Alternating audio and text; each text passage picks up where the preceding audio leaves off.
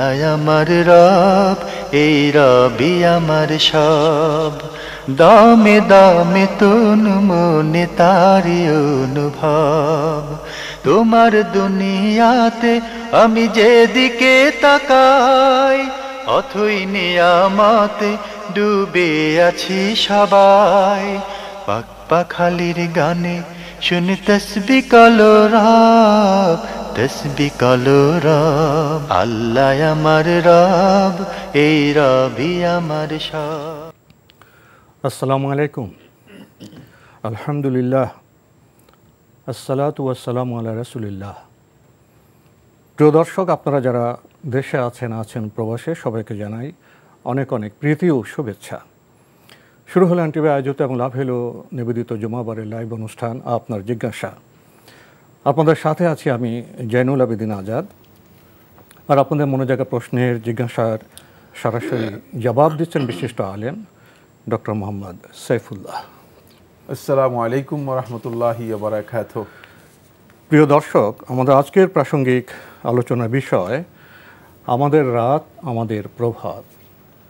চলুন তাহলে জিজ্ঞাসার আলোকিত ভুবনে আমরা প্রশ্ন নিচ্ছি। আসসালামু আলাইকুম।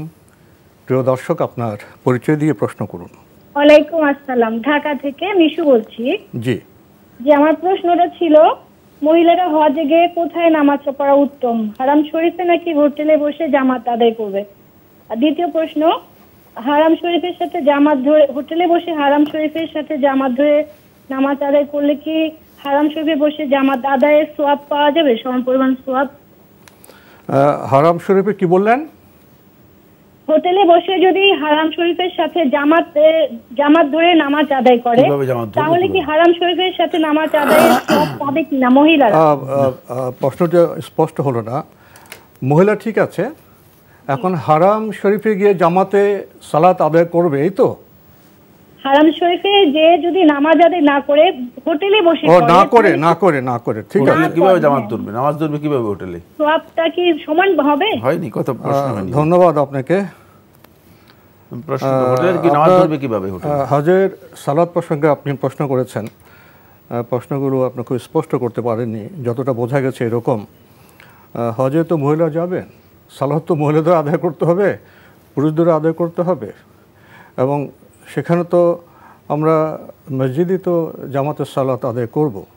এখন আপনি বলছেন হোটেলে যদি কোনো মহিলা সালাত আদায় করেন, তাহলে কি হারাম শরীফে সালাতের সম সওয়াব পাবেন?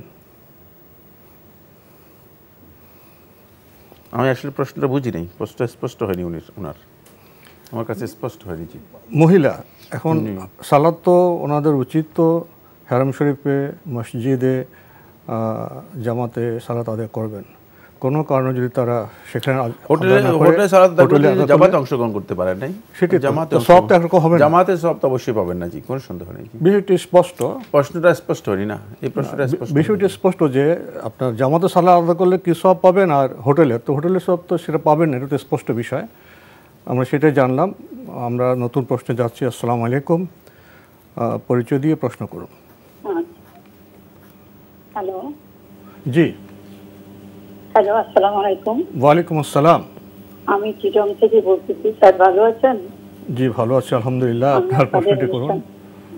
নিয়মিত দেখি স্যার। আমার দুটো প্রশ্ন সাইফুল্লাহ স্যারের কাছে। সাইফুল্লাহ স্যারকেও আমি সালাম দিলাম। তো আমার ছেলে একটা আমেরিকায় থাকে, নতুন গিয়েছে, তো ওখানে যে ম্যানসুটাতে থাকে, তো ওরা কোরবানি করতে যায় যে অন্য জায়গায়, তো এমন জায়গায় যায় সেটা নাকি আমার ছেলে দেখলো যে প্রথমে গরুটাকে শুট করে তারপর যখন পড়ে যায় সাথে সাথে ওরা জবে করে। তো এটা কতটুকু হালাল বা কতটুকু হারাম খেতে পারবে কিনা, তো এটা নিয়ে আমি খুব ইয়েতে আছি, চিন্তিত আছে। তো আমার ছেলেকে দেখার পর বলতে আমি এখানে আর কোরবানি করব না, তো এটা কতটুকু গ্রহণযোগ্য আমি স্যারের কাছে এই প্রশ্নটা একটু জানতে চাই আর উত্তরটা। আর একটা প্রশ্ন হচ্ছে যে আমরা দৈনন্দিন যে তসবিহগুলি গুনি, তো অনেক সময় আমি তো কাজের ফাঁকে ফাঁকে পড়ি এগুলি, সুবহানাল্লাহ, আলহামদুলিল্লাহ, আল্লাহু আকবার, এই তসবিহগুলো। তো এগুলো বেশি হয়ে গেলে আমি অনেক সময় মনে রাখতে পারি না, যেহেতু কর্মব্যস্তার মধ্যে পড়ি এটা, তো অনেক সময় এটা বেশি হয়ে যায় মনে হয় আমার। তো এটা সোয়াব পাবো কিনা। আর আর একটা হচ্ছে আমার খুব অসুস্থ থাকি, আমি প্রেশার, আমার আরো অনেক কিছু। তো আমি নামাজের পরে কিছুক্ষণ কোরআন শরীফ পড়ে তেলাওয়াত করে আর কিছু তাসবিহ পড়ে আমি ঘুমাতে যাই, এটা কি আমার জন্য গুনাহ হবে? কখন ঘুমাতে যান? ওই যে নামাজ পড়ে ইশরাক পরে, তারপর ইশরাক পরে। জি জি, ধন্যবাদ আপনাকে। আপনি বেশ কয়েকটি প্রশ্ন করেছেন।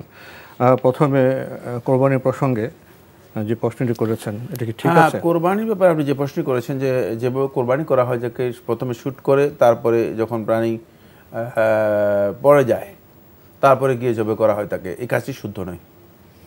এই অবস্থায় কোরবানি করলে কোরবানি কি শুদ্ধ হবে কিনা, এটি আলেমদের মধ্যে মানে অবস্থার প্রেক্ষাপটে দুটি বক্তব্য রয়েছে। অবস্থার প্রেক্ষাপট হচ্ছে কোরবানি যে শুট করা হয় তাকে, এটা যদি এমন আঘাত হয় যে আঘাতের কারণে মানে তার ব্রেনে আঘাত করে, মানে সে এই ব্রেন তার হেমারেজ হয়ে সে পড়ে যায় এবং এরপরে যদি তার মৃত্যু হয়ে থাকে, এই অবস্থা যদি হয় তাহলে এটি একদল আলেম বলেছেন হারাম হবে, একদল আলেম বলেছেন মাকরু হবে। আর কিন্তু শ্যুট করার পদ্ধতি যদি এমন হয় যে শ্যুট করার উদ্দেশ্য হচ্ছে অনেকটা অ্যানেস্থেসিয়া জাতীয়, মানে তাকে নানা রকম হ্যাঁ শ্যুট করার পদ্ধতি তাকে কি একটু দুর্বল করার জন্য যাতে করে মানে জবে করা যেতে পারে, যদি এমন হয়ে থাকে তাহলে এটি এই কাজটি মাকরু, এই কাজটি মাকরু, কিন্তু কোরবানি হালাল হবে, মানে পশু জবে করা অপছন্দনীয়। কিন্তু ইসলামী শরিয়া আসলে বিষয়গুলোকে সহজ করেছে, ইসলাম এটাকে সহজ করেছে। সেক্ষেত্রে কোরবানির পশুকে শ্যুট করে এই জবে করতে হবে না, এটা ইসলামী বিধান নয়। পশুকে জবে করার ক্ষেত্রে বিভিন্ন ধরনের পদ্ধতি বর্তমানে আধুনিক যুগে নেওয়া হয়েছে, যে পদ্ধতির মাধ্যমে পশুকে জবে করা খুবই সহজ, ইজি। পশুর হাত পা মানে বেঁধে পশুকে একটা সুনির্দিষ্ট পরিসরে নিয়ে এসে শুধুমাত্র জবে করাটা হাতে জবে করতে পারে, এবং এই পদ্ধতি খুব সহজ। সুতরাং এক্ষেত্রে এখানে কোরবানি করাটা আমি মনে করি সুন্নাহসম্মত নয়। বিশেষ করে গরু এবং ছাগল জবে করার বিধান রয়েছে। আর উট যেহেতু অনেক বেশি শক্তিশালী, এই জন্য উটের ক্ষেত্রে রাসূলুল্লাহ সাল্লাল্লাহু আলাইহি ওয়াসাল্লাম নহরের অনুমোদন দিয়েছেন, শুধু নহর করলেই যথেষ্ট হবে। আর নহরটা সেটা জবেহ নয়, নহরটা হচ্ছে উটের যে নিচে দিকে যে সুরটা রয়েছে সেখানে গিয়ে একটা আঘাত করে দেয়া, সে আঘাতের পরেই উট এমনিতেই মানে যেহেতু প্রবাহিত রক্ত যেগুলো আছে সেগুলো পড়ে যাওয়ার পরে আর শক্তি থাকে না, এভাবে নাহার করতে হয়। এটি ইসলামী শরীয়তে খুবই সহজ পদ্ধতি। এর জন্য আসলে শুট করতে হবে অথবা এইভাবে আঘাত করে তারপরে জবে করতে হবে, কাজটি শুদ্ধ নয়। যদি আঘাতটা এমন হয় যে আঘাতের কারণেই মারা গিয়েছে, তাহলে এই পশু জবে করাও জায়েজ নেই এবং এই পশুর গোশত খাওয়াও জায়েজ হবে না। আমরা জানলাম বিষয়টি সম্পর্কে। প্রিয় দর্শক, আপনি আরও প্রশ্ন করেছেন, কাজের ফাঁকে ফাঁকে আপনি তাসবিহ করেন, সেক্ষেত্রে গণনার ক্ষেত্রে একটু কম বেশি হতে পারে, এতে কি কোনো সমস্যা আছে? না, মোটেও সমস্যা নেই। কম বেশি হতে কোনো সমস্যা নেই, বেশি হলেও কোনো সমস্যা নেই, কম হলেও কোনো সমস্যা নেই। এর জন্য শর্ত নয় যে একেবারে হুবহু মানে সংখ্যায় একেবারে মিলাইতে হবে, যদি কিছু বেশি হয় কোনো অসুবিধা নেই।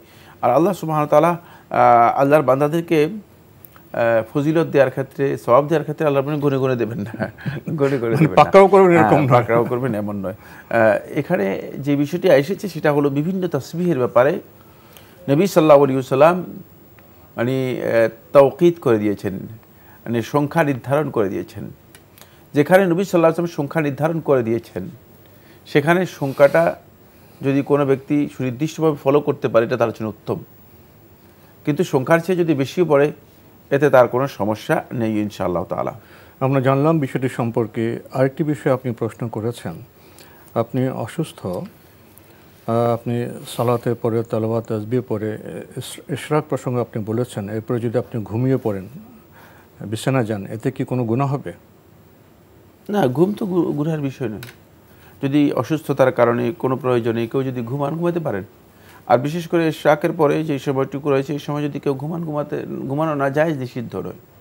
কিন্তু সকালের ঘুমের ব্যাপারে ভিন্ন বক্তব্য রয়েছে, সেটা ঘুমের সাথে গুনাহের সাথে সম্পৃক্ত বিষয় নয়, সেটা অন্য বিষয়ের সাথে সম্পৃক্ত।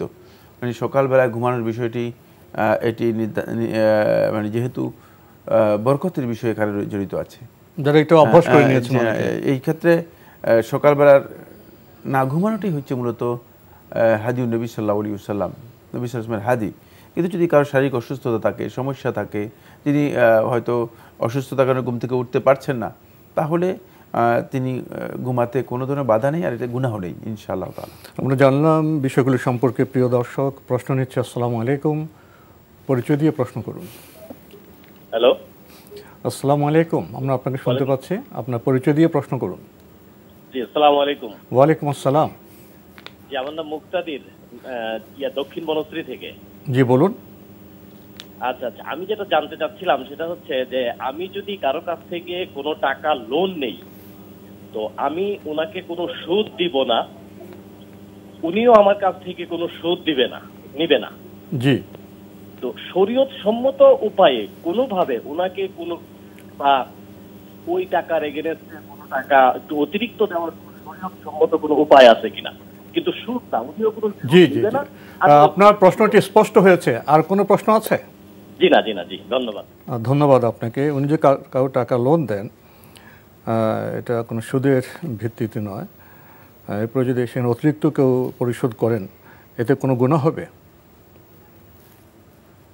না। যদি কোনো পূর্ব চুক্তি না থাকে, পরিশোধ করার সময় যদি আপনি অতিরিক্ত দিয়ে থাকেন, এটি সুদ হবে না।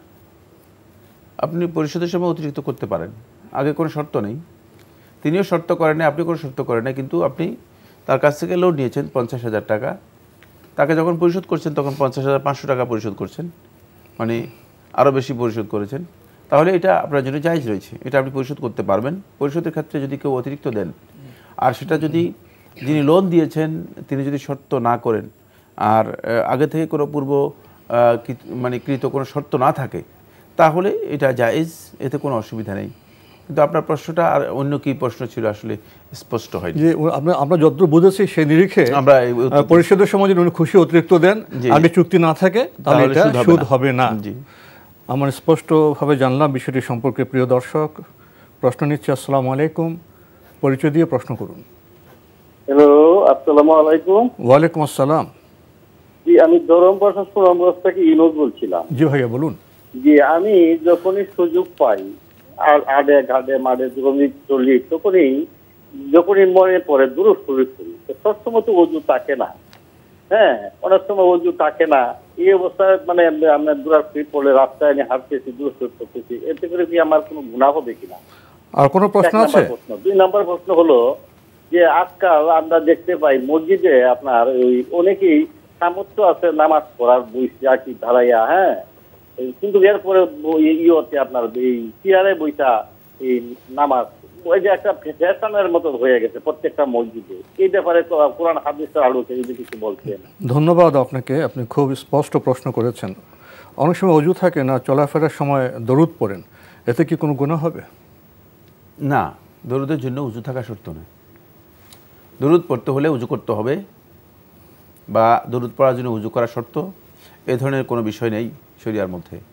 সেক্ষেত্রে আপনি দরুদ উজু ছাড়াও পড়তে পারেন, এতে আপনার গুনাহ হবে না, কোনো অসুবিধা হবে না ইনশাআল্লাহ তাআলা। তবে দরুদ, ইবাদত, জিকির এগুলো যদি কেউ উজু সহ করে, সেটা উত্তম কাজ, কোনো সন্দেহ নেই। আর নিয়মিত উজু থাকা এটাও অত্যন্ত গুরুত্বপূর্ণ একটি ইবাদত, গুরুত্বপূর্ণ একটি কাজ। সেক্ষেত্রে আমরা চেষ্টা করব যে উজু যেন আমরা রাখতে পারি, কিন্তু উজু না থাকলে গুনাহ হবে না ইনশাআল্লাহ। আমরা জানলাম বিষয়টি সম্পর্কে। প্রিয় দর্শক, আপনার একটি পর্যবেক্ষণের কথা উল্লেখ করেছেন। আপনি দেখছেন যে প্রায় অনেক মসজিদেই আপনার বিবেচনায় সামর্থ্যবান লোকেরাও চেয়ারে বসে সালাত আদায় করে থাকেন।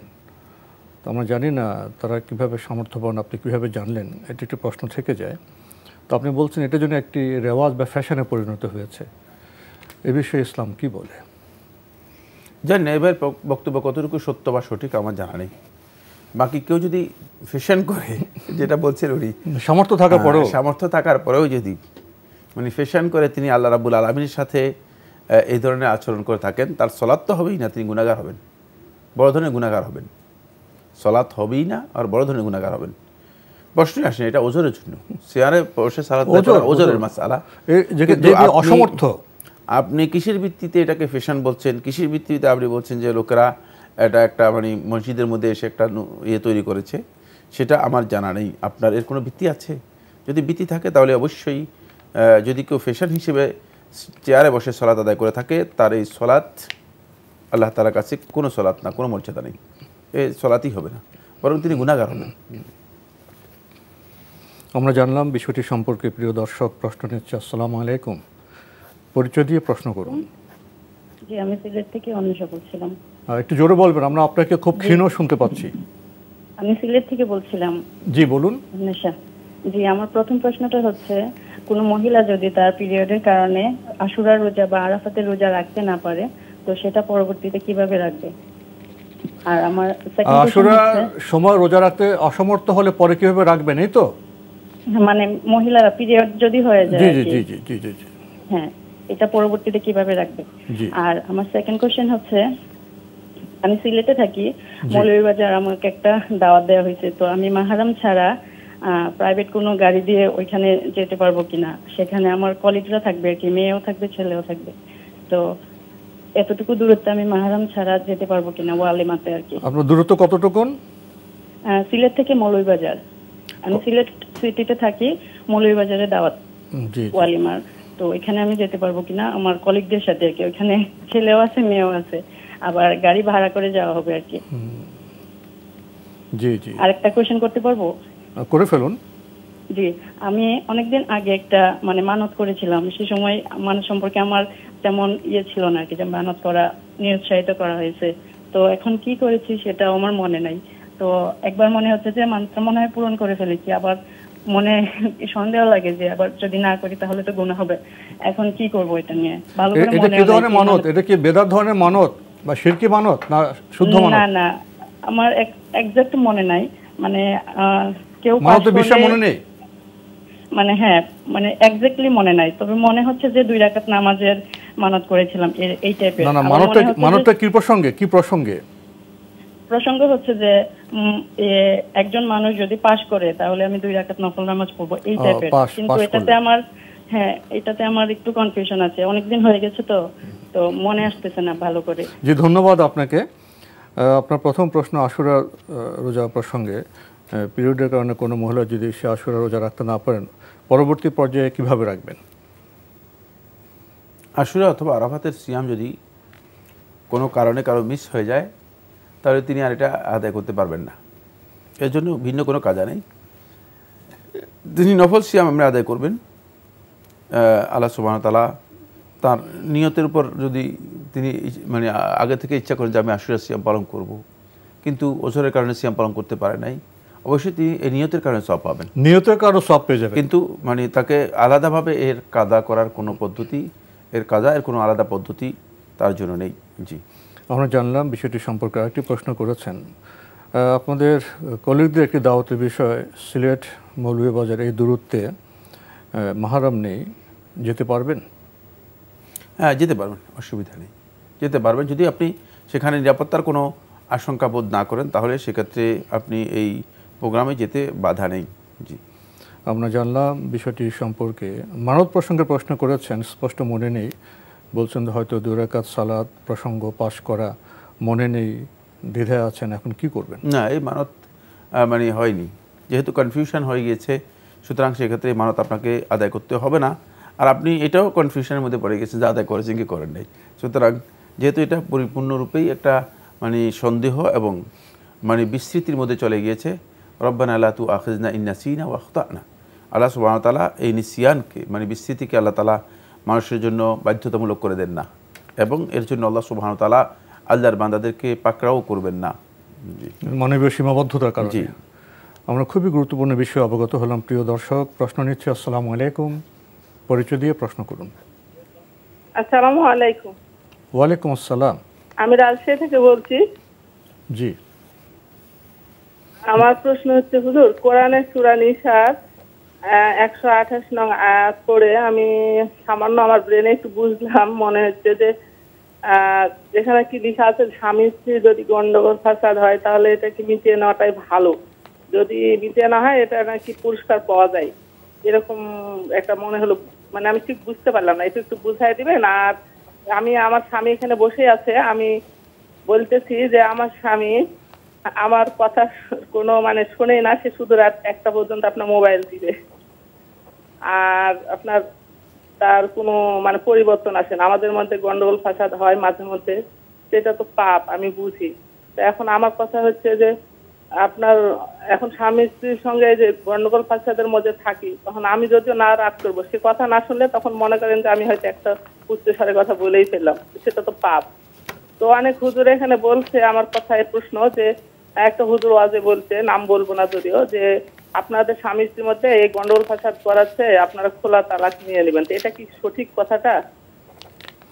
আচ্ছা, আপনাদের মধ্যে গন্ডগোলের আপনি শব্দই ব্যবহার করেছেন। গন্ডগোল তো স্বামী স্ত্রী টুকটাক তো কথাবার্তায় মত দ্বিমত থাকে।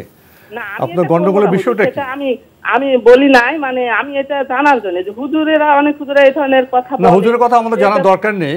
আমাদের বিষয়টা হলো যে স্বামী স্ত্রী তো স্বাভাবিকভাবেই কিছু মনোমালিন্য হয়, কথাবার্তা হয়, কাটাকাটি হয়। হুজুর একটু আমার স্বামীকে একটু আপনারা কিছু বুঝায় বলেন হুজুর, সে শুনে না কোনো কথা। না, আপনি কি তার সব কথা শোনেন? বলেন। হ্যাঁ হুজুর, আমি ওর কথা মতোই চলি, কিন্তু সে সবসময় মোবাইল। আচ্ছা ঠিক আছে, এখানে তো আমাদের যেটা মূল বিষয় হলো, এখানে ব্যক্তি প্রধান না, আমাদের তো কথাবার্তা বলতে হবে, জীবনযাপন করতে হবে কোরআন সুন্নাহ অনুযায়ী।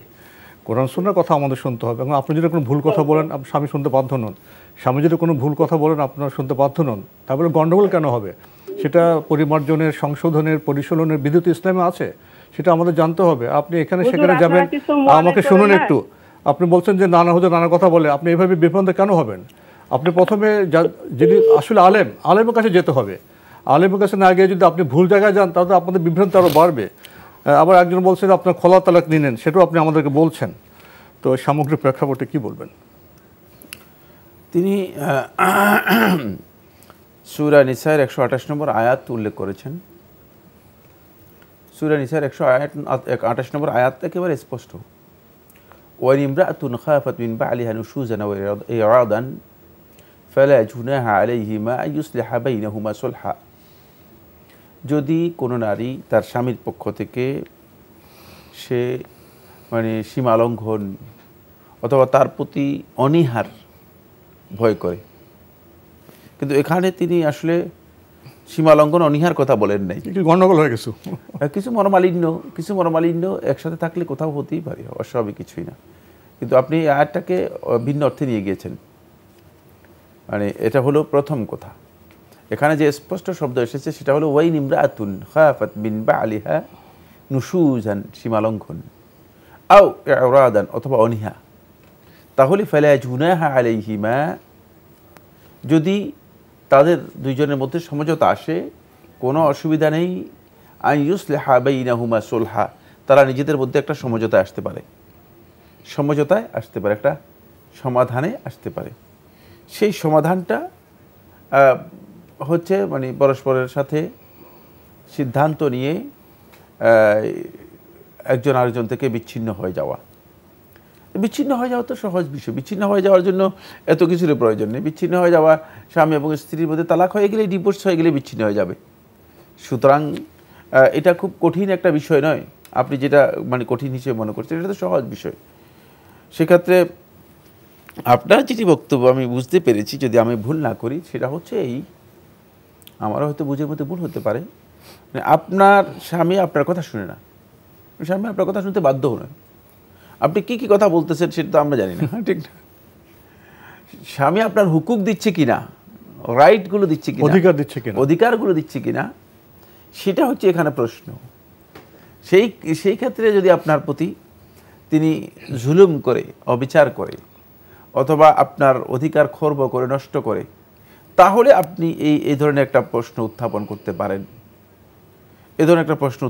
পারেন, কিন্তু আপনার কথা শুনে না বলতে আপনি আসলে কি বুঝিয়েছেন সেটা আমি খুব স্পষ্ট বুঝতে পারিনি। যদি এখানে এমন হয় যে কথা শুনে না বলতে আসলে আপনি এটা বোঝানোর জন্য চেষ্টা করেছেন তিনি আসলেই অধিকার দিতে অক্ষম বা অধিকার দিতে পারছেন না, তাহলে অবশ্যই এখানে সমঝোতার মাসালা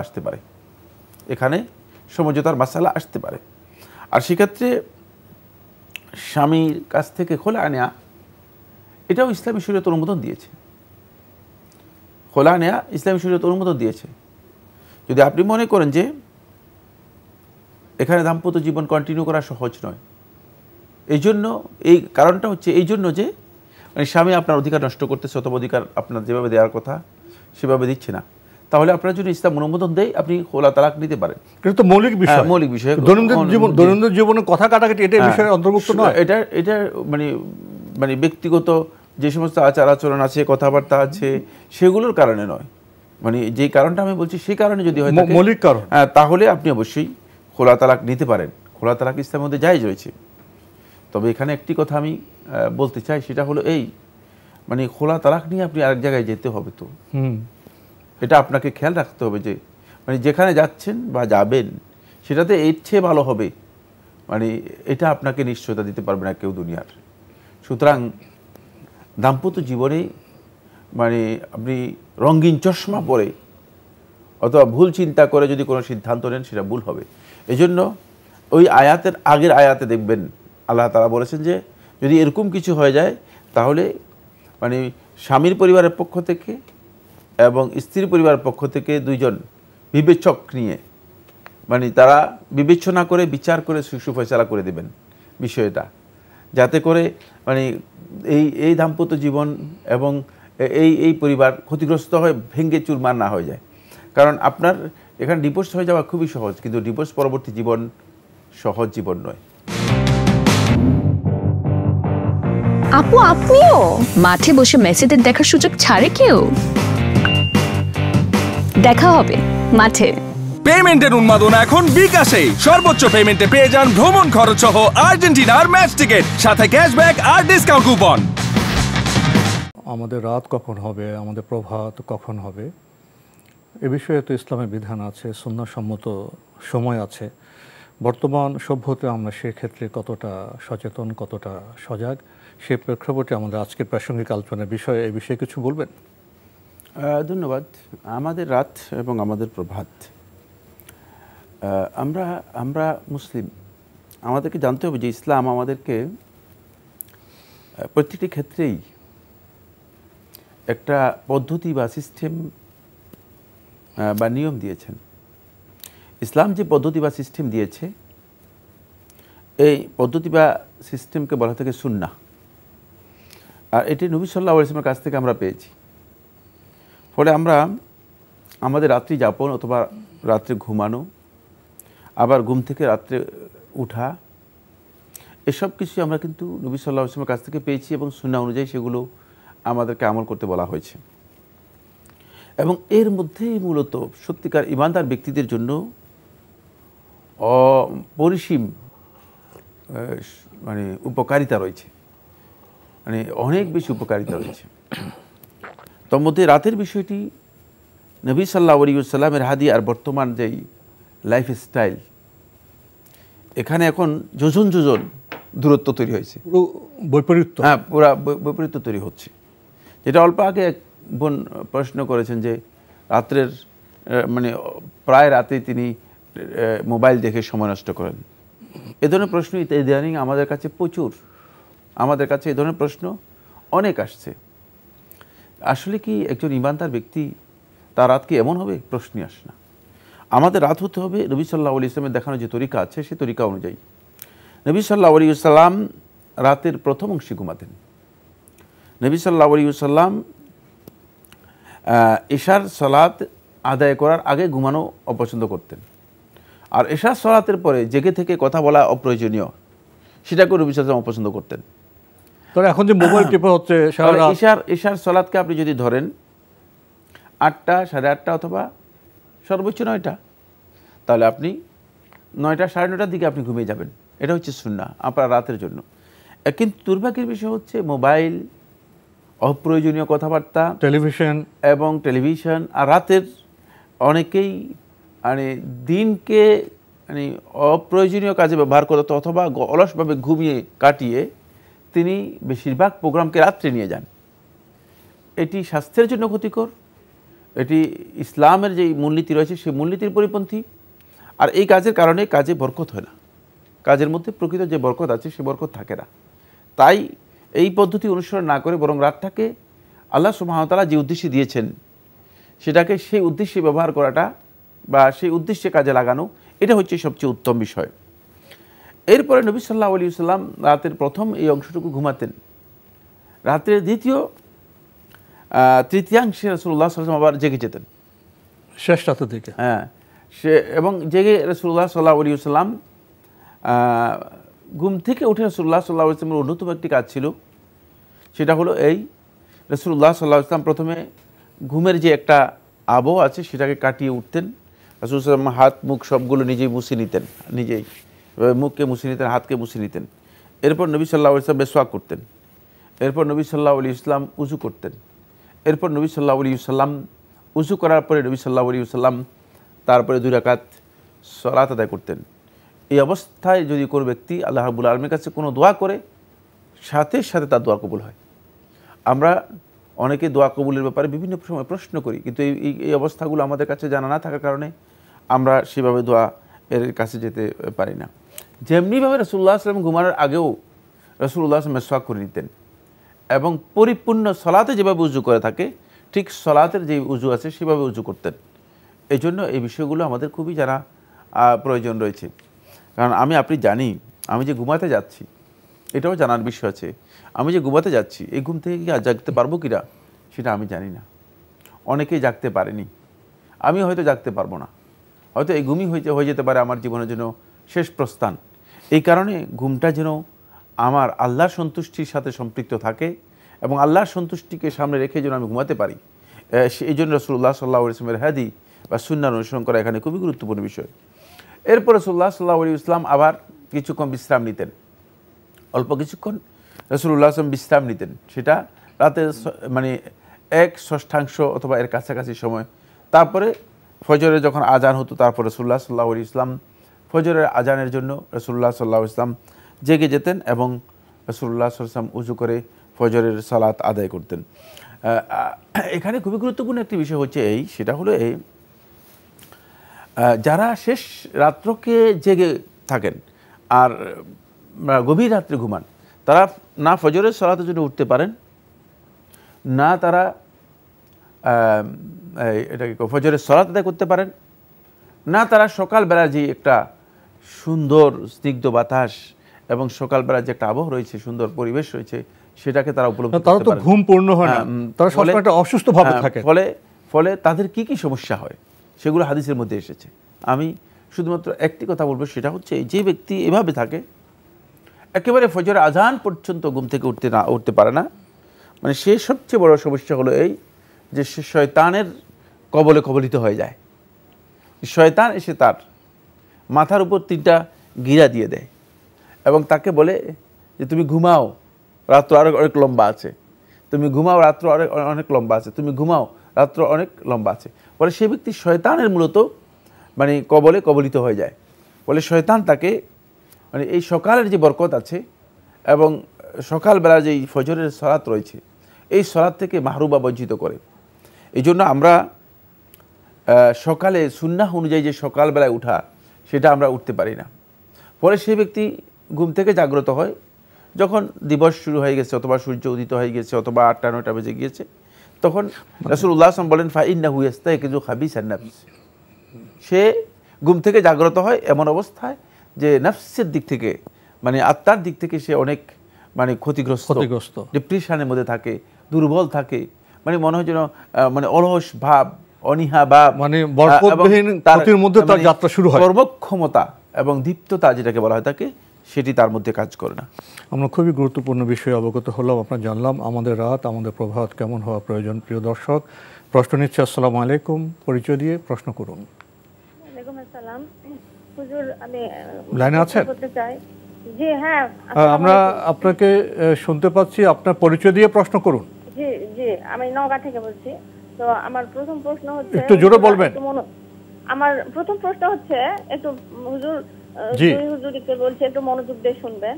সাইফুল্লাহ হুজুরকে বলছি যে সে যদি দিনদার হয় তাহলে হাদিসের পথ অনুসারী হয়, আর স্বামী যদি মাঝে মাঝে নামাজ পড়ে না, দিনকে সুন্নাহকে কোরআনকে খুব একটা গুরুত্ব দেয় না, কিন্তু স্ত্রী তার স্বামীর কথা মতো মেনে চলার সাধ্য মতো চেষ্টা করে, সন্তানদেরকে মানুষ করার চেষ্টা করে, সন্তান যদি সেক্ষেত্রে নিজে মানুষ না হয়, নামাজ না পড়ে, আর স্বামী যদি স্ত্রীকে মিথ্যা অপবাদ দেয়, 2টা অপবাদ, একটা সে নিজে মিথ্যা অপবাদ দিল, আর একটা অন্যের কথা বললো যে সে এমন বলেছে, কিন্তু কোনোটাই সত্য নয়।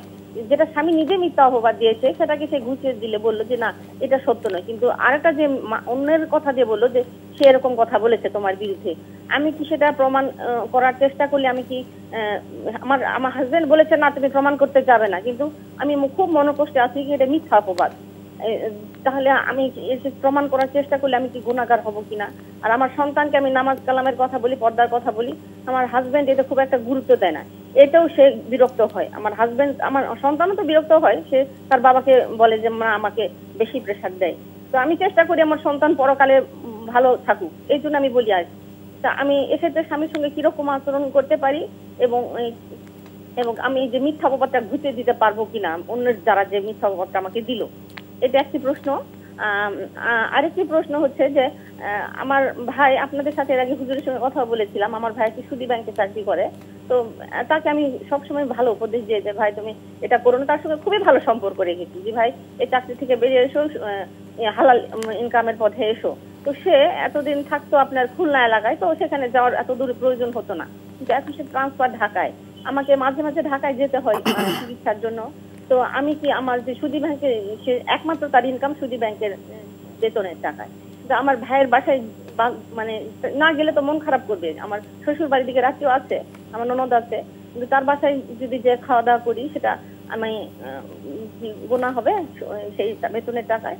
আর একটি প্রশ্ন করব, প্রশ্নটি হচ্ছে যে মা যদি মনে করেন আমি বিবাহিতা, আমার মা যদি সামাজিক কোনো জ্ঞান না থাকে, ইসলামিক কোনো জ্ঞান না থাকে, আর আমি যদি ইসলামী কথা বলি, কিন্তু আমার বিরুদ্ধেও আমার মা একটা অপবাদ দিল, আহলে হাদিসকে কেন্দ্র করে সে বললো এগুলি সব অন্যপন্থী, মানে সে অপবাদ দিল। আমি এখন আমার মায়ের সঙ্গে যদি ভালোভাবে সম্পর্ক রাখি, আমি রাখি, এখনো রেখে যাচ্ছি, কিন্তু ওতপ্রোতভাবে জড়িত হলে আমি গুনাহের মধ্যে পড়ার সম্ভাবনা আছে। সেক্ষেত্রে মায়ের সাথে আমি নিরাপদ দূরত্বে বজায় রাখে মাঝে মাঝে খোঁজ দিলাম, এরকম করলে কি আমি গুনাহগার হব কি? ধন্যবাদ আপনাকে। আপনি যেভাবে প্রশ্ন করলেন, আপনি বোধহয় সংকটের মধ্যে আছেন। আপনার প্রথম প্রশ্ন, আপনি দিনদার, আপনি ইসলাম মেনে চলার চেষ্টা করেন, স্বামী সেরকম নন, ঠিকমতো নামাজ পড়েন না, আপনি সন্তানদেরকে ইসলামী পর্দা বা শরিয়া মানার কথা বলেন, সন্তানও অপছন্দ করে, বাবা তাকে সমর্থন করে। আরও যে বিষয় আপনি উল্লেখ করেছেন যে স্বামী আপনার বিরুদ্ধে মিথ্যা অপবাদ দেয়, তা আপনি সেই অপবাদ যে মিথ্যা সেটা প্রমাণ করতে চাচ্ছেন, স্বামী বলছেন না তুমি সে চেষ্টা করার দরকার নেই। তখন আপনার প্রশ্ন হলো, আপনি যদি মিথ্যা অপবাদকে মিথ্যা প্রমাণ করার চেষ্টা করেন, তাতে কি আপনার কোনো গুনাহ হবে? অনেকগুলো প্রশ্ন, অনেকগুলো কথা, সে তোর মধ্যে যেটি বলেছেন আপনি, যে আপনার বিরুদ্ধে মিথ্যা অপবাদ দিয়েছে, আপনি এতটুকু বলাই যথেষ্ট, যেটা অপবাদ আমার বিরুদ্ধে তো মিথ্যা কথা বলা হয়েছে, এতটুকুই যথেষ্ট। এর অতিরিক্ত মানে এখানে নিজেকে সত্য প্রমাণ করার জন্য চেষ্টা করা অপ্রয়োজনীয়, এবং এই কাজটি করা আপনার জন্য বৈধ নয়। আপনি এই কাজটি না করাটাই আপনার জন্য উত্তম। সেক্ষেত্রে আপনি আপনার স্বামীকে ভালো নসিহত করতে পারেন, উপদেশ দিতে পারেন, নামাজ, সিয়াম, ইবাদত যেগুলো আছে সেগুলো যেন তিনি পালন করেন, সন্তানদেরকে গঠন করার জন্য চেষ্টা করতে পারেন। তবে খেয়াল রাখতে হবে যে মানে সন্তানকে যদি ছোটোবেলা থেকে যথাযথভাবে পরিগঠন করতে না পারেন, হঠাৎ করে সে সন্তানদেরকে পরিবর্তন করা এটা কঠিন কাজ। সেই বিষয়টা আপনার মাথার মধ্যে রাখতে হবে। আপনাকে কি মিথ্যা অপবাদ দিয়েছে, এর পেছনে এত দৌড়াদৌড়ি না করে, এত প্রতিযোগিতা না করে, মানে স্বামী স্ত্রী দুই ধারায় প্রতিযোগিতা শুরু করে দিলে তাহলে এখানে কন্ট্রাডিকশন তৈরি হবে, মানে বিরোধ আরো বেড়ে যাবে। এই দাম্পত্য জীবন বিরোধপূর্ণ একটি দাম্পত্য জীবন হয়ে যাবে। আপনার বক্তব্য থেকে বোঝা যাচ্ছে যে আপনি চাচ্ছেন, আপনি অনেক দিনদার এবং আপনার বিরুদ্ধে অপবাদ দেওয়া হয়েছে, আপনি সেটাকে প্রমাণ করার জন্য চেষ্টা করবেন। এই কাজগুলো অপ্রয়োজনীয়। এতটুকুই যথেষ্ট যে আপনি বলেছেন যেটা মিথ্যা অপবাদ আমার বিরুদ্ধে, আমার সাথে এর কোনো সম্পর্ক নেই, এতটুকুই যথেষ্ট। এর অতিরিক্ত মানে করা দাম্পত্য জীবনের সাথে এটি যায় না, অথবা সামঞ্জস্যপূর্ণ নয়, সেই বিষয়টা আমাদেরকে বুঝতে হবে। তো এই জন্য আপনি অতিরিক্ত বাড়াবাড়ি না করাটাই আপনার জন্য উত্তম। আমার মনে হচ্ছে না একজন দিনদার মানুষ এই ধরনের কাজে অনেক বেশি বাড়াবাড়ি করতে পারে। এতটুকুই আপনি স্বামীকে বলতে পারেন যে এগুলো মিথ্যা অপবাদ, এগুলোর কোনো ভিত্তি যদি থাকে তাহলে অবশ্যই আপনি এটার জন্য দলিল দিতে হবে, এতটুকুই আপনি বলতে পারেন। এর অতিরিক্ত কথা বলার প্রয়োজন নেই। আমরা অনেকেই মনে করি যে মানে বিতণ্ডা করা, বিতর্ক করা, ঝগড়া করে নিজেকে জয়ী হওয়া, এটা হচ্ছে মনে হয় যেন একটা কিছু হলাম না, এটা সব জায়গায় প্রযোজ্য হয় না, সব জায়গায় প্রযোজ্য হয় না, বিশেষ করে দাম্পত্য জীবনে এটি মোটেও প্রযোজ্য নয়। জি, আরেকটি প্রশ্ন করেছেন, আপনার ভাই সুদী ব্যাংকে চাকরি করে থাকেন, অনেক বুঝিয়েছেন, তো ভাই সেটা শুনছে না, উনি এখন ঢাকায় থাকেন, আপনার মাঝে মাঝে ঢাকায় আসতে হয়, এখন ভাইয়ের বাসা না গেলে তিনি মাইন্ড করতে পারেন, তো সেক্ষেত্রে ভাইয়ের বাসায় যদি যান, সম্পর্ক বজায় রাখেন, খাওয়া দাওয়া করেন, এতে কি কোনো গুনাহ হবে? এখানে প্রশ্ন থেকে আমার একটা আছে, যদি আপনি অনুমতি দেন বলতে পারি, সেটা হচ্ছে প্রথম স্বামীর বিরুদ্ধে বলেছেন, এবার ভাইয়ের বিরুদ্ধে তিনি প্রশ্ন করেছেন। এগুলো খুব মানে দোষ বের করা সহজ, সংশোধন কঠিন। আমি শত মানুষের দোষ বের করতে পারবো, শুধু নিজের দোষটা আমরা দেখি না। আর ওই ব্যক্তি সত্যিকার পথভ্রষ্ট অথবা সত্যিকার হেদায়েত থেকে বিচ্যুত এবং আত্মশুদ্ধির পথ থেকে অনেক দূরে সরে থাকবে, যে নিজের দোষ দেখে না, অন্যের দোষ দেখে কেবল। তো এখানে আপনি আপনার ভাইয়ের কথা উল্লেখ করেছেন, তিনি সুদী ব্যাংকে কাজ করে থাকেন। যদি তিনি আপনাকে দাওয়াত দেন, তার সেখানে যেতেও আপনার জন্য বাধা নেই, খেতেও আপনার জন্য হারাম নয়, খাওয়া হারাম নয়, কিন্তু তাকে উপদেশ দেওয়ার জন্য চেষ্টা করেন, তাকে বোঝানোর জন্য চেষ্টা করেন, আর আপনি সৌজন্যতা বজায় রাখবেন, শুধুমাত্র অতিরিক্ত কিছু করার প্রয়োজন নেই। ভাই বাসা গেলে যদি খাওয়া দাওয়া খেতে তো হবে, হ্যাঁ, মানে হ্যাঁ, খেতে কোনো বাধা নেই, কিন্তু তিনি যদি মনে করেন যে না, আমি সুদী ব্যাংকে চাকরি করে খাবো না, না খেলেও কোনো অসুবিধা নেই, কিন্তু সৌজন্যতার জন্য যিনি সেখানে খেতে কোনো বাধা নেই, ইসলাম এটাকে নিষিদ্ধ বা হারাম মনে করে না। আরেকটি প্রশ্ন উনি করে ফেলেছেন যে মা, উনি বলছেন ইসলামিক জ্ঞানও নেই, সামাজিক জ্ঞানও নেই, তিনি অন্যের কথা শুনে অপবাদে সুর মিলান, তো তার সাথে উনি নিরাপদ দূরত্ব বজায় রাখতে চান, এ থেকে গুনাহগার হবেন? এবার আসছে মা, তো মায়ের ব্যাপারেও একই কথা বলেছেন। মানে এখানে কি বোঝা যাচ্ছে আমি জানি না, তবে আমার কাছে মনে হচ্ছে যেন কোথাও না কোথাও আপনার অনেক বিচ্যুতি রয়েছে। তো তারপরেও আমি এটা বলবো আপনাকে, মেহেরবানি করে মানে অন্যের ত্রুটিগুলোকে অনেক বড় করে দেখবেন না। মা তো সহ্য করে যাওয়ার চেষ্টা করুন। নিরাপদ দূরত্ব বলতে কি বোঝাচ্ছে? নিরাপদ দূরত্ব তো এমনি, আপনি মায়ের কাছে না থাকলে তো নিরাপদ দূরত্ব। স্বামীর ঘরে আপনি আছেন, স্বামীর ঘরে আছেন আপনি, এটাই নিরাপদ দূরত্ব। সুতরাং সেই ক্ষেত্রে স্বামীর বিরুদ্ধে বলেছেন, এখন স্বামীর ঘরে আছেন কিন্তু স্বামীর বিরুদ্ধে বলেছেন, তো মাকে বোঝানোর জন্য চেষ্টা করুন।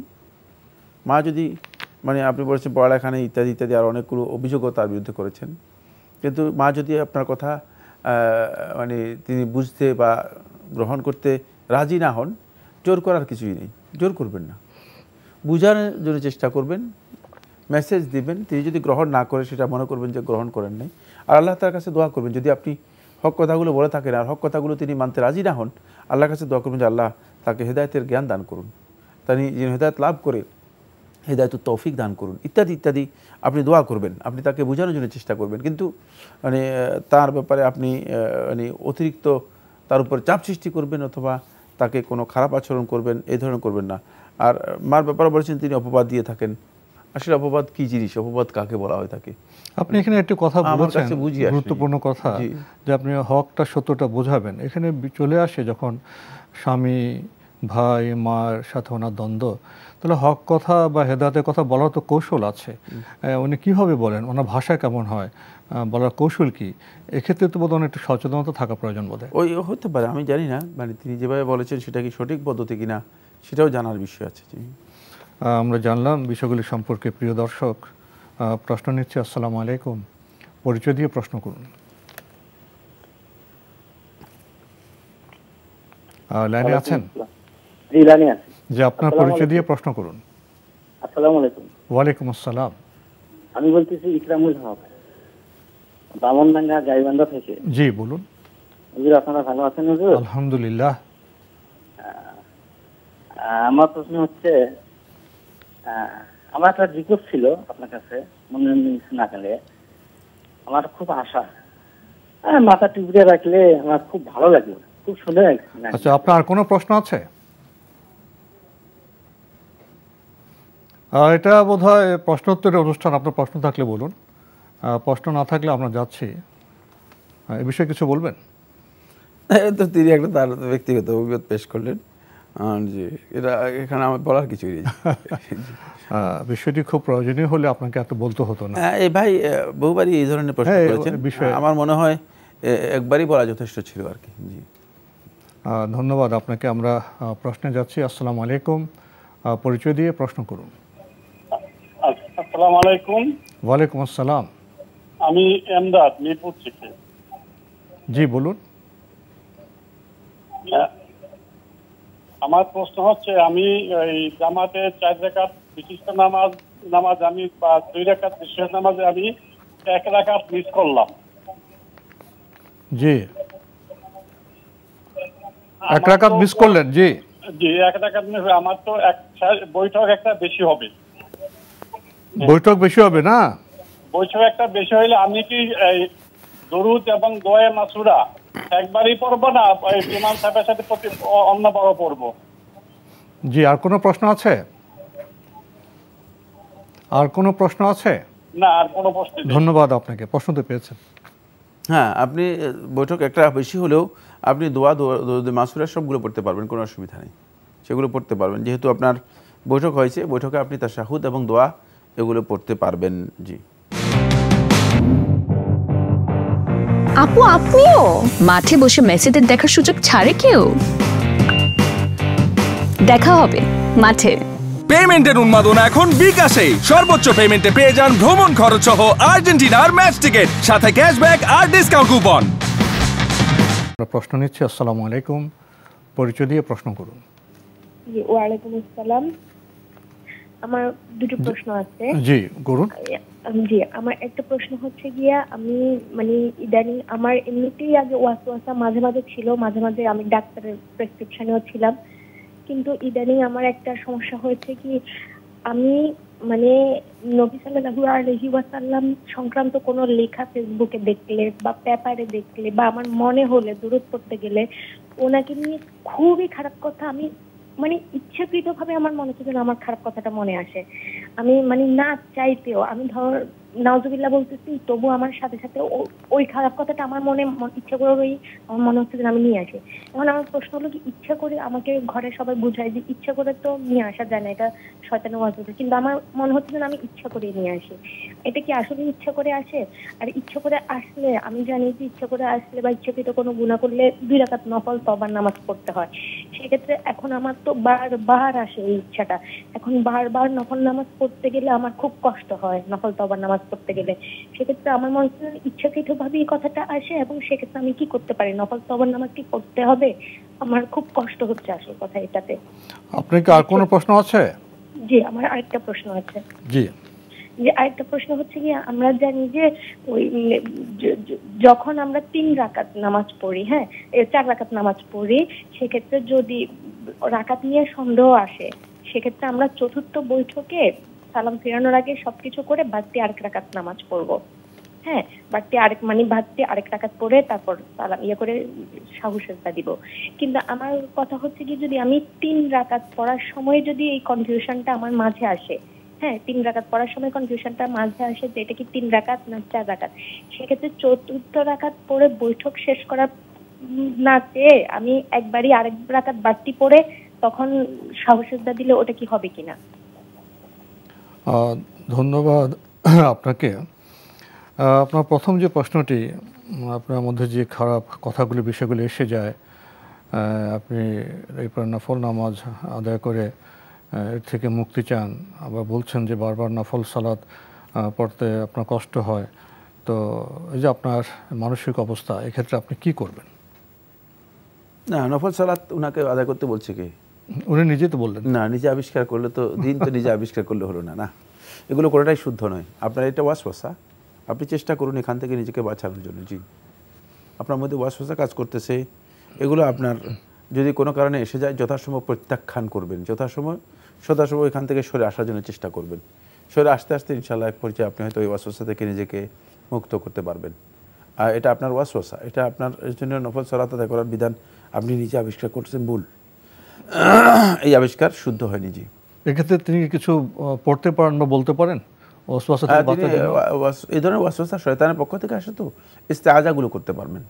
আউযু বিল্লাহি মিনাশ শাইতানির রাজিম, আউযু বিল্লাহ, যতগুলো ইস্তেআজা, যতগুলো আলফাজ আছে, শব্দ আছে, যতগুলো মানে দোয়া রয়েছে সেগুলো বেশি বেশি করে পড়বেন এবং আওয়াজ করে পড়বেন। জি, সালাত আদায় করতে গেলে ওনার মধ্যে কনফিউশন এসে যায়, সেখানে তিনি কি করবেন? ওটাই তো ওয়াসওয়াসা, তিনি ওয়াসওয়াসা রোগে আক্রান্ত, এই কারণে তার এই ধরনের কনফিউশন সালাতের মধ্যেও আসতে পারে। সেক্ষেত্রে সালাতের মধ্যে যদি কোনো কারণে কনফিউশন তৈরি হয়ে যায়, আর কনফিউশনটা যদি এমন হয় যে রেগুলার হচ্ছে, তাহলে সেটাকে প্রত্যাখ্যান করবেন। জি, আমরা জানলাম বিষয়গুলি সম্পর্কে। প্রিয় দর্শক, প্রশ্ন নিচ্ছে। আসসালামু আলাইকুম, পরিচয় দিয়ে প্রশ্ন করুন। লাইনে আছেন? জি জি, আপনার পরিচয় দিয়ে প্রশ্ন করুন। আসসালামু আলাইকুম। ওয়ালাইকুম আসসালাম। আমি হামিদুল হক। জি, আমি জানতে চাচ্ছি যে ওই 4 রাকাত যে নামাজ হয়, জি, এই নামাজের আমি 2 রাকাত ফেল করলাম। জি, এই 2 রাকাত ফেল করলাম, পরে 2 রাকাত পালাম, জামাতের সঙ্গে 2 রাকাত পালাম। জি, পরবর্তী যে 2 রাকাতে, সেই 2 রাকাতে আমার কি ওই সূরার সঙ্গে সূরা মিলাই পড়তে হবে, নাকি শুধুমাত্র সূরা ফাতিহা পড়লেই হবে? জি, আর কোনো প্রশ্ন আছে? জি, আরেকটা প্রশ্ন ছিল। জি, সেটা হলো যে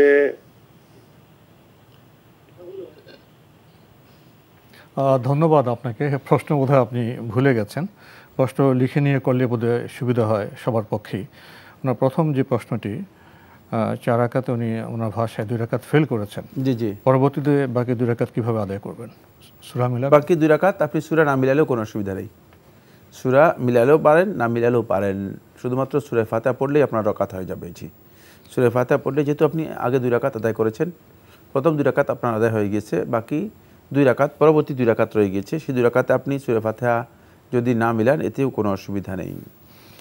আমরা জানলাম বিষয়টি সম্পর্কে। প্রিয় দর্শক, প্রশ্ন নিচ্ছে। আসসালামু আলাইকুম, পরিচয় দিয়ে প্রশ্ন করুন। লাইনে আছেন? আসসালামু আলাইকুম। ওয়ালাইকুম আসসালাম। জি, আমি সৈয়দপুর থেকে মোহাম্মদ আনোয়ার হোসেন বলছি। জি ভাইয়া, বলুন। জি, আমার প্রশ্ন হচ্ছে যে আমাদের এলাকাতে জিন ভূত তাড়ানোর নামে সন্ধ্যার সময় মাটিতে তাবিজ পুঁতা, আজান দেয়া এবং ঘরের দরজাতে তাবিজ ঝোলানো, মাটির পাতিল ঝোলানো, এগুলো ইসলাম শরীয়তে কি বলে? আর দ্বিতীয় নাম্বার প্রশ্ন হচ্ছে যে আমাদের এলাকায় মুহররমের নামে তাজিয়া মিছিল, ঢোল বাজানো, এই সমস্ত কিছু কার্যকলাপ করা হয়। আসলে এটা ইসলামের শরীয়তে কতটুকু কি? বিশেষ করে জিনের ব্যাপারটা আমি জানতে চাচ্ছি যে আমরা যদি এতে সহযোগিতা করি তাহলে আমাদের কোনো গুনাহ হবে কিনা।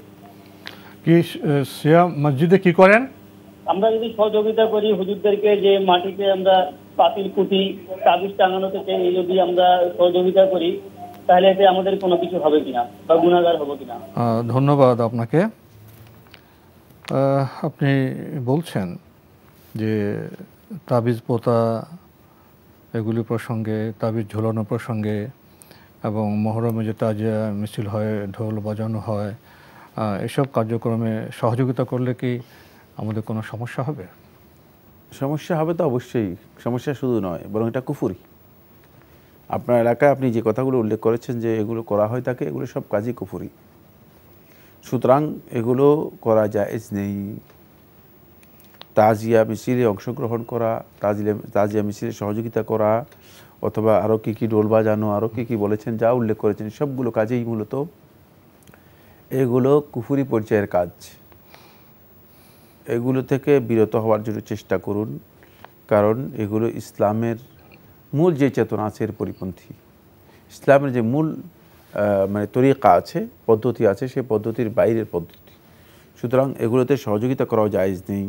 যারা এই কাজগুলো করছেন তারা হেদায়েত থেকে অনেক অনেক দূরে, হেদায়েত থেকে অনেক অনেক দূরে রয়েছেন।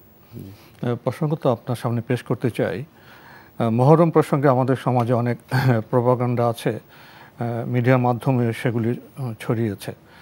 মুহররমের বিষয়ে তো আমাদের সুন্নাহসম্মত আচরণ জানি, এবং কোরআন সুন্নাহ অনুযায়ী যদি আমরা মুহররমের 10 তারিখ সম্পর্কে জানতাম, তাহলে বোধহয় আমাদের সমাজে যে বিষয়গুলো, ভুল বিষয়গুলো ছড়িয়েছে, সেখান থেকে আমরা মুক্তি পেতে পারতাম। তাই মহরম প্রসঙ্গে কিছু বলবেন, আশুরা প্রসঙ্গে কিছু বলবেন? মহরম তো একটি গুরুত্বপূর্ণ সময়। আরবি বছরের প্রথম মাস হিসেবে মহরমকে নির্ধারণ করা হয়েছে। ওমর খাত্তাব রাদিয়াল্লাহু তাআলা যখন হিজরি বর্ষ চালু করেন, তখন এই মাসটাকেই ওমর খাত্তাব রাদিয়াল্লাহু তাআলা বছরের প্রথম মাস হিসেবে নির্ধারণ করেছিলেন। এই মাসের সবচেয়ে গুরুত্বপূর্ণ যে দিকটি, সেটা হচ্ছে এটাকে নাম দেওয়া হয়েছে মুহররম, হারাম বা পবিত্র মাস, মানে এই মাসের পবিত্রতা আছে। এর অন্যতম যে বিষয়টি সেটা হলো আশুরা অথবা মহরমের 10 তারিখ। মহরমের 10 তারিখটি সবচেয়ে ঐতিহাসিক একটি দিবস। এটি হলো তাওহীদ প্রতিষ্ঠার দিবস এবং শিরকের নির্মূল হওয়ার দিবস। এটি হচ্ছে শুকরিয়ার দিবস, যেদিন মূসা আলাইহিস সালাতু ওয়াস সালাম বনী ইসরায়েলকে নিয়ে, মূসা আলাইহিস সালাতু ওয়াস সালাম ফেরাউন এবং ফেরাউন বাহিনী থেকে নিজেকে পরিত্রাণ লাভ করেছিলেন এবং লোহিত সাগর পার হয়ে মূসা আলাইহিস সালাতু ওয়াস সালাম আরদুল মুকাদ্দাসার উদ্দেশ্যে রওনা করেছিলেন, পবিত্র ভূমির দিকে রওনা করেছিলেন। পবিত্র ভূমি কোনটি? পবিত্র ভূমি আমরা জানি সেটা হচ্ছে আকসা এবং আকসার আশেপাশে যে এলাকা রয়েছে, যে জনপদ রয়েছে, সেই জনপদ। তো এটা এই উদ্দেশ্যে মূলত মহরমটা। কিন্তু হ্যাঁ, কিন্তু ইতিহাসের এক মানে কাকতালীয় বিষয় ছিল সেখানে, সেটা হলো এই কাকতালীয় বিষয় হচ্ছে এই তারিখে আরেকটি ঘটনা ঐতিহাসিকভাবে ঘটেছে, যেটা আল্লাহ সুবহানাহু ওয়া তাআলা নিশ্চিত আল্লাহ তাআলার ইলমের মধ্যে ছিল। সেটা হলো আল্লাহ রাসূল সাল্লাল্লাহু আলাইহি ওয়াসাল্লামের দহিত্র হুসাইন ইবনে আলী রাদিয়াল্লাহু শাহাদাত, কারবালার ঘটনা। কারবালার ঘটনা কেন্দ্রিক এখন আশুরা হয়ে গিয়েছে। একটা প্রশ্ন করতে চাই, আশুরা কিন্তু কারবালার ঘটনা কেন্দ্রিক বিষয় ছিল না। ইসলামী বিধান তো আসবে মুহাম্মদ সাল্লাল্লাহু আলাইহি ওয়াসাল্লামের মাধ্যমে। জি, ওনার ইন্তেকালের বহু পরে তো কারবালা। জি, তো কারবালা সংক্রান্ত তো কোরআনের কিছু নেই, হাদিসও কিছু নেই। কোরআন হাদিস এটা মুসলিম ইতিহাসে একটা গুরুত্বপূর্ণ ঘটনা, এখানে তো শিক্ষার বিষয় আছে, কিন্তু মূল যেটা আশুরা সেটা তো সুন্নাহ এবং কোরআন এবং হাদিস দ্বারা প্রমাণিত। জি, 61 হিজরি সনে এই ঘটনা ঘটেছে রাসূলুল্লাহ সাল্লাল্লাহু আলাইহি ওয়াসাল্লাম ইন্তেকালের 50 বছর পর। সুতরাং এখানে আপনি কোরআন এবং হাদিসের কোনো বিধান এখানে পাবেন না। এখানে যেটা পাবেন সেটা হচ্ছে এই 61 হিজরি সনে এই ঘটনা ঘটার পরেও যে মানে এই বর্তমান প্রচলিত যে কারবালার ঘটনা রয়েছে সেগুলো কি হয়েছিল? না, এর কিছুই হয়নি। এটা হিজরি মানে 3য় এবং 4র্থ শতাব্দীর শুরুতে, 3য় শতাব্দীর শেষের দিকে, 4র্থ শতাব্দীর শুরুতেই বুয়াহি সম্প্রদায় যখন ক্ষমতায় আসে, তখন বুয়াহিরা এটা চালু করে থাকে। তো এই ধরনের তাজিয়া, এই ধরনের আনুষ্ঠানিকতা চালু করে থাকে, যেটা ইসলামের সাথে মোটেও সামঞ্জস্যপূর্ণ নয়, যেটা অতিরিক্ত আবেগ, অতিরিক্ত জজবা বা ইসলামের নামে বাড়াবাড়ি আবিষ্কার করা হয়েছে এবং সেটাকে শিয়ারা খুব বেশি লুফে নিয়েছে। শিয়াদের প্রথম যুগেও এই বিষয়গুলো ছিল না, কিন্তু যেহেতু বর্তমান যুগে শিয়াদের মধ্যেও কিছু কট্টরপন্থী আবেগ বাড়াবাড়ির বিষয় রয়ে গেছে, যারা বাড়াবাড়ির সাথে জড়িত তারাই এগুলোকে সবচেয়ে বেশি গ্রহণ করেছে। শেষের দিকে একটি বিষয় আপনার কাছে জানতে চাইব, আশুরা কেন্দ্রিক যে ইবাদত সেটা তো সিয়াম পালন, সেটা কি 10 তারিখই না 9-10 না 10-11 এই বিষয়ে বলতেন? সেটা যদি কেউ 3 দিন রাখতে চান তাহলে 9-10-11 রাখতে পারেন, আর 2 দিন 9-10 রাখতে পারেন, আর যদি কেউ একদিন রাখতে চান তিনি 10 তারিখ শনিবার রাখতে পারবেন। জি, আমরা আশুরা ইবাদত সম্পর্কে জানলাম। প্রিয় দর্শক, সময়ের কারণে আমরা আজকের প্রশ্ন নিতে পারছি না, তবে আপনাদের অবগতির জন্য জানাতে পারি আপনার জিজ্ঞাসা অনুষ্ঠানটি সপ্তাহে রবি, সোম, মঙ্গল, বুধে 4 দিন বিকেল 5:30টায় সম্প্রচার হয়ে থাকে। ওইসব অনুষ্ঠানে আপনাদের মনোজাগা প্রশ্ন চিঠির মাধ্যমে, ইমেলের মাধ্যমে পাঠাতে পারেন। আমাদের ঠিকানা পরিচালক আপনার জিজ্ঞাসা, এনটিভি, বিএসএসি ভবন, 7ম তলা, 102 কাজী নজরুল ইসলাম এভিনিউ, কারওয়ান বাজার, ঢাকা 1215। ইমেল অ্যাড্রেস আপনার জিজ্ঞাসা @ntvbt.com।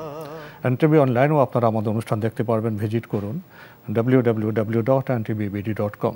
এছাড়া ইউটিউবে এবং আমাদের ভেরিফাইড ফেসবুক পেজে অনুষ্ঠান দেখতে পারবেন। সবশেষে রয়েছে গ্রন্থ পরিচিতি। আমাদের আজকের গ্রন্থের নাম নবীজি সাল্লাল্লাহু আলাইহি ওয়াসাল্লাম যেমন ছিলেন তিনি। মূল লেখক শাইখ ডক্টর আইজ আল কারনি।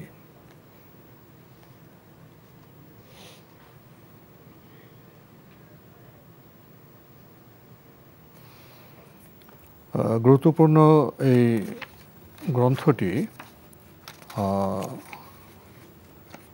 প্রকাশ করেছে সমকালীন প্রকাশন, আর এটা অনুবাদ করেছেন মহসালিন নিলয়। গ্রন্থটির মূল্য 334 টাকা দীর্ঘ সূচি রয়েছে এই গ্রন্থে। আমরা আপনাদের অবগতির জন্য সূচিটি এখানে বলতে চাই। নবীজির বংশ, নবীজির জন্মভূমি, নবীজির সত্যবাদিতা, নবীজির ধৈর্য, নবীজির সাহসিকতা, নবীজির আত্মত্যাগ, নবীজির বিনয়, নবীজির সহনশীলতা, চারিত্রিক সুচিতা, সম্মান প্রদর্শন, দায়িত্ববান অভিভাবক, আরও অনেক গুরুত্বপূর্ণ বিষয় রয়েছে এই গ্রন্থে। নবীজি সাল্লাল্লাহু আলাইহি ওয়াসাল্লাম যেমন ছিলেন তিনি যদি সংক্ষেপে কিছু বলতেন। নবী সাল্লাল্লাহু আলাইহি ওয়াসাল্লাম যেমন ছিলেন, আসলে নবী সাল্লাল্লাহু আলাইহি ওয়াসাল্লামের বৈশিষ্ট্য, সেটা চারিত্রিক বৈশিষ্ট্য হোক অথবা দৈহিক বৈশিষ্ট্য হোক, এটি আমাদের জন্য খুবই গুরুত্বপূর্ণ। যাদের অন্তরের মধ্যে নবী সাল্লাল্লাহু আলাইহি ওয়াসাল্লামের ভালোবাসা এর প্রয়োজন রয়েছে, যারা অন্তর দিয়ে নবী সাল্লাল্লাহু আলাইহি ওয়াসাল্লামকে ভালোবাসেন, তারা অবশ্যই নবী সাল্লাল্লাহু আলাইহি ওয়াসাল্লামের সকল সৌন্দর্যকেই ভালোবাসবেন, নবী সাল্লাল্লাহু আলাইহি ওয়াসাল্লামকে সকল দিক থেকে ভালোবাসবেন, নবী সাল্লাল্লাহু আলাইহি ওয়াসাল্লামের কথা এবং কাজে ভালোবাসবেন, নবী সাল্লাল্লাহু আলাইহি ওয়াসাল্লামের আখলাককে সবচেয়ে বেশি গুরুত্ব দেবেন। আর সেটা কীভাবে গুরুত্ব দিবেন আমরা জানতেই পারলাম না, গুরুত্ব দিব কোত্থেকে। এই জন্য জানাটা আমাদের জন্য খুবই দরকার, খুবই দরকার। নবী সাল্লাল্লাহু আলাইহি ওয়াসাল্লাম সম্পর্কে আমাদের অজানা অনেক বিষয় রয়ে গিয়েছে। ফলে এই কারণেই আমাদের অন্তরে নবী সাল্লাল্লাহু আলাইহি ওয়াসাল্লামের ভালোবাসা আমাদের নিজেদের জীবনের চেয়ে, নিজেদের পরিবারের জীবনের চেয়ে, নিজেদের পিতামাতার চেয়ে, নিজেদের আত্মীয় স্বজনদের চেয়ে, নিজেদের সম্পদের চেয়ে এবং সকল প্রকার মানুষের চেয়ে যে বেশি হওয়ার কথা ছিল, সেটা কি বেশি আছে কি না, আদৌ কি আমরা কোথাও গিয়ে এটা কোনো স্কেল দিয়ে আমরা ওজন করে দেখেছি কিনা, পরিমাণ করে দেখেছি কিনা? আসলে দেখিনি। এই ভালোবাসা যতটুকু থাকার কথা ততটুকু নেই। এই না থাকার মৌলিক কারণ হচ্ছে একটাই, সেটা হলো নবী সাল্লাল্লাহু আলাইহি ওয়াসাল্লাম সম্পর্কে আমাদের অনেক বিষয়ে অজানা থেকে যাওয়া। যারা এই গুরুত্বপূর্ণ গ্রন্থটি পেতে চান তারা টেলিফোনে যোগাযোগ করতে পারেন। Telephone number 01616626636। আবারও বলছি 01616626636। তো আপনাকে অনেক ধন্যবাদ। আপনাকে অনেক ধন্যবাদ। প্রিয় দর্শক, আমরা প্রিয় নবীর উম্মত, শাইখ ঠিকই বলেছেন, আমরা নবী সাল্লাল্লাহু আলাইহি ওয়াসাল্লামকে কতটা জানি। আসুন গ্রন্থ পাঠের মাধ্যমে তাকে জানি, মানি, উপলব্ধি করি এবং আমাদের আচরণকে পরিশুদ্ধ পরিশীলিত করি। তাহলে তো আমাদের পরিবার সুন্দর হবে, সমাজ সুন্দর হবে, সুন্দর হবে পৃথিবী। দেখা হবে ইনশাআল্লাহ আগামী জুমাবার একই সময়ে।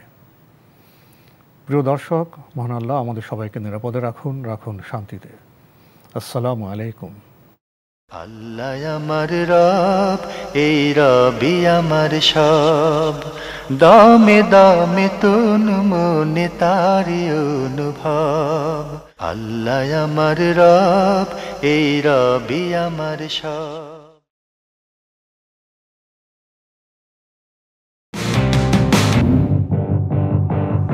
আপু আপনিও মাঠে বসে মেসিদের দেখার সুযোগ ছাড়ে কেউ? দেখা হবে মাঠে। পেমেন্টের উন্মাদনা এখন বিকাশে। সর্বোচ্চ পেমেন্টে পেয়ে যান ভ্রমণ খরচ সহ আর্জেন্টিনার ম্যাচ টিকিট, সাথে ক্যাশব্যাক আর ডিসকাউন্ট কুপন।